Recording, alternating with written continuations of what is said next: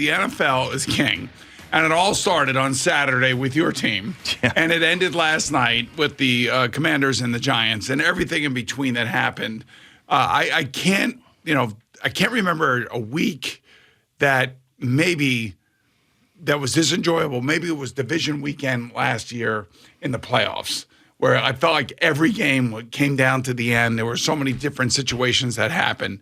And then when you take in totality all the games that took place over this weekend, it was remarkable. The NFL Network had 3 unbelievable games. Even though the Browns-Ravens game wasn't pretty, it was kind of like the Commanders and the Giants game.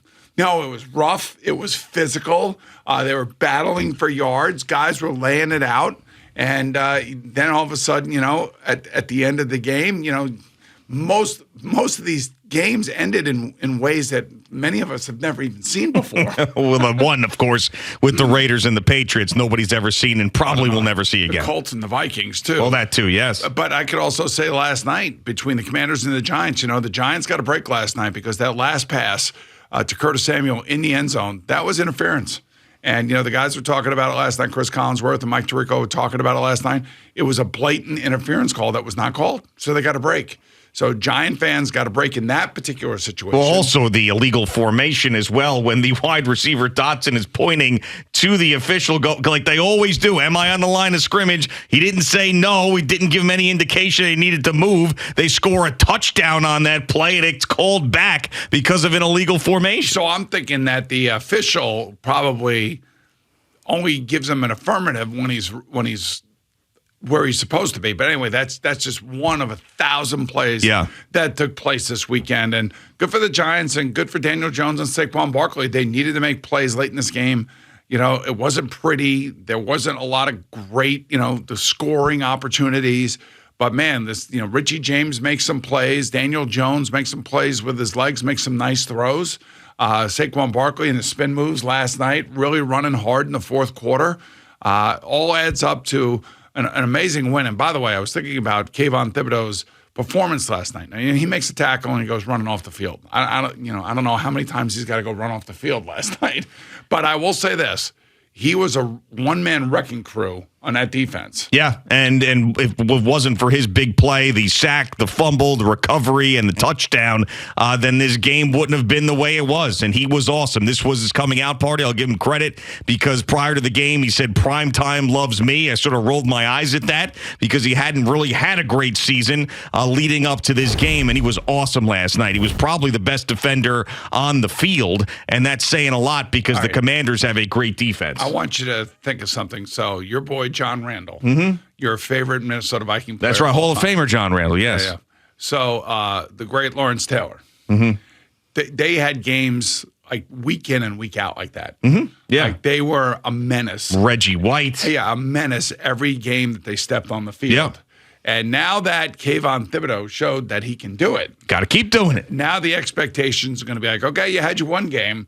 Go have another 150 games like that. He looked like he was capable, that's for sure. He looked like he was shot out of a cannon last night. So, whatever happened to him between, the last game that they had last week, Philadelphia, the week before that, the Washington game, and last night, whatever happened over these last 2 weeks, he started to come on a little bit, and then nobody played well against Philadelphia.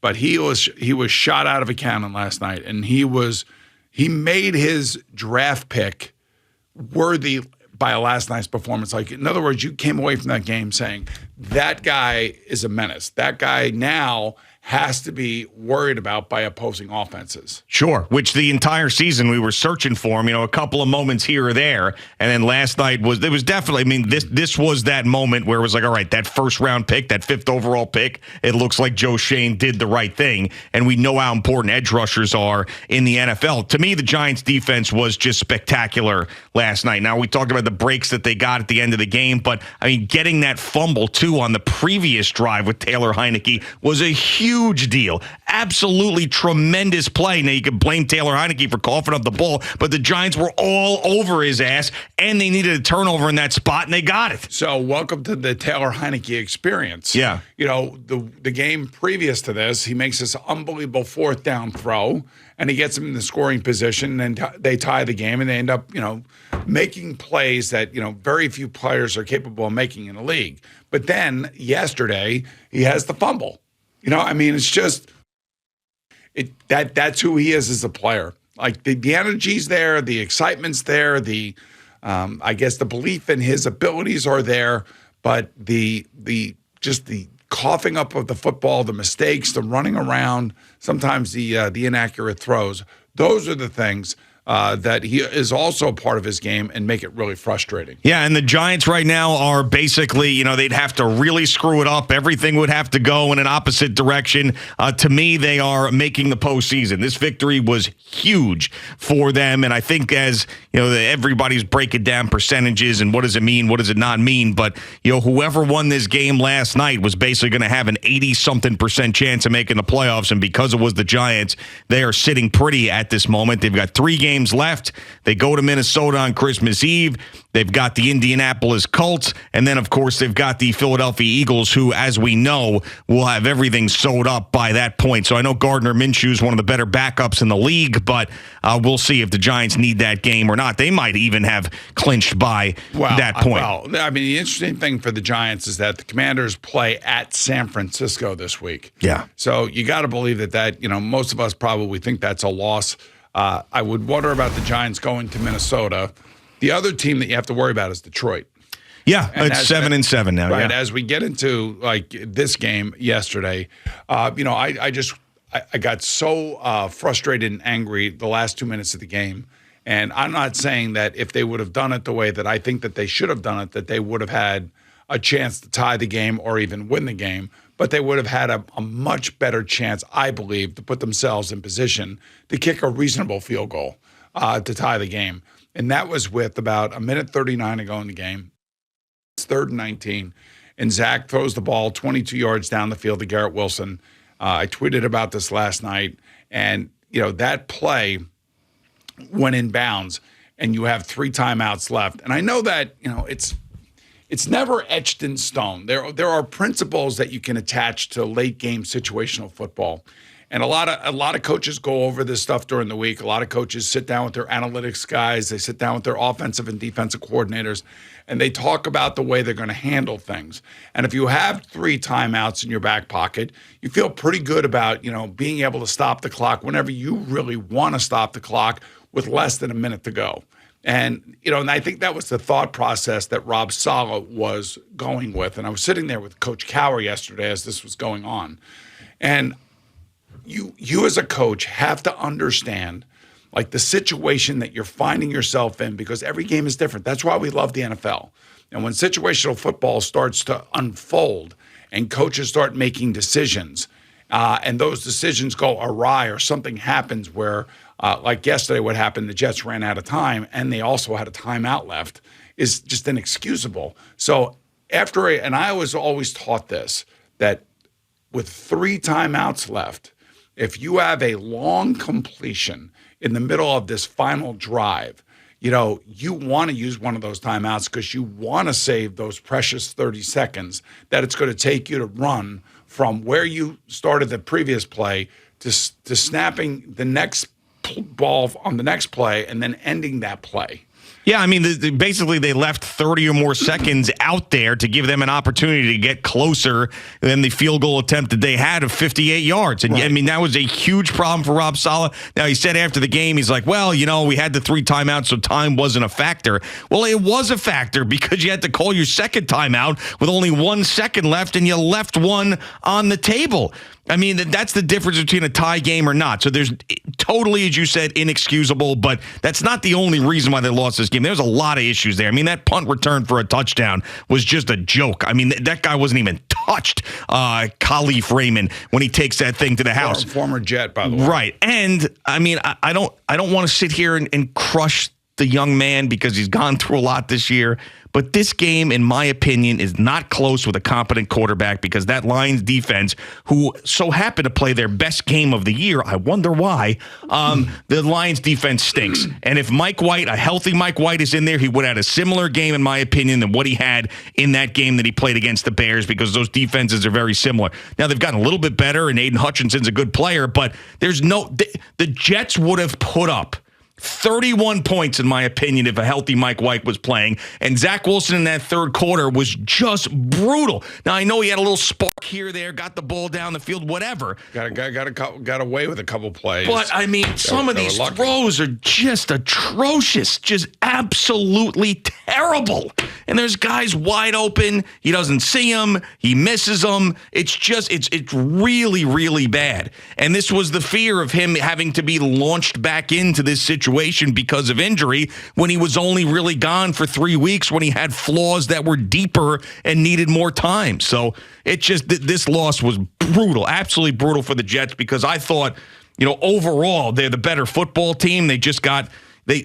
Special teams let them down. Coaching let them down. The quarterback was awful. I mean, it was just like, the defense on that fourth and inches. They let a guy who was Fliegelman could probably run a 40 faster than that guy could. So that play there is called what we used to call back in the day. I don't know what the Lions refer to it as. We used to refer to it as Y hide. And Y meaning the tight end. Yeah. So you fake a heavy-duty run play in a situation where the defense is going to sell out and try to stop the run and try to stop your team from gaining the first down, line to gain. And what you do is you run this heavy play fake. The tight end, the Y position, is basically running a delay pattern. It looks like he's blocking. And then with all the helter-skelterness of this play happening, somebody, whether it be Jordan Whitehead or whoever had the tight end in this specific situation, completely loses where they are on the field and what they're doing and what their responsibility is in pass coverage because they're selling out in run defense. And the tight end delays, and then sneaks out right across the line of scrimmage and ends up on the other side of the formation. I think I threw 30 touchdown passes on this play. As a matter of fact, I think we in Cincinnati back in the early 80s created this play. Well, let me ask you, though, that's a cool thing if that is the case. But, I mean, how many times did you run that play on, like, the 5-yard line, the 2-yard line, as opposed to a 52-yard touchdown, whatever it was, from a guy who's probably the slowest offensive player they have that's not an offensive lineman? And again, I know that most times offenses do run the ball there, and how many times this weekend in the NFL did we see opposing defenses stop teams on fourth down when they're trying to run the ball up the middle? Yep. So this was about as good a call as I think it's Ben Johnson is their OC for Detroit. He calls this play, and it is executed to absolute perfection. And, it's kind of like similar to what happened in the Minnesota-Indianapolis game when they threw the ball to Dalvin Cook, and he took off for that touchdown after the scoop and score was screwed up and the penalty was added to so many different things happening. So it was that kind of play where, where the hell are the 11 guys on defense? Where is everybody? Yeah, I mean, you would have thought that somebody at least would have made a tackle and it wouldn't have been a touchdown. Maybe they stop them at the 15-yard line or something like that and give themselves another opportunity. But that was just a total backbreaker, absolute backbreaker. And I just, now the Jets have to win out. And they've got this hot Jacksonville team coming in, and Zach Wilson's probably going to have to play again on Thursday night. I mean, the Jets went from 6-3 to 7-7, and right now they've got no room for error anymore. So at halftime yesterday, I didn't think his first half was all that great. I did love the play design where he hits C.J. Uzomah for the touchdown, and that play was reminiscent of the throw that he had in his pro day at BYU. He rolls left and he throws it back right, and that play is a design play. That's not a broken play or anything. That's the way the play is supposed to be run, and you could see the arm strength. You could see, there are certain things that Zach does, and you're like, holy Christ, the kid can really play. And then all of a sudden the inaccuracies come in, the blatant, disregard for, throwing an interception to start the second half. I said it at halftime. I said, okay, he played okay. He was solid. just don't make any mistakes in the second half. Don't give the Lions, a gimme touchdown or whatever. And it led to a field goal for the Lions, that interception. But it just was a point where I felt like he was under duress in the first half, where Jared Goff was not under duress. Jared Goff was standing back there just like surveying the whole entire field. But the good news is that the defense bowed its back in the red zone and didn't give up points or settle for a field goal. So I just felt like the Jets were right there and that game was there for them to win. But the second half, Zach Wilson, forget the last couple minutes, the crazy plays and the exciting plays. Up to that point, I just felt like he was not playing great. My overall performance grade for him is probably going to be like a C-. Thank you for watching. Please like, comment, and subscribe. And don't forget to hit the red bell so you're notified when we have new content.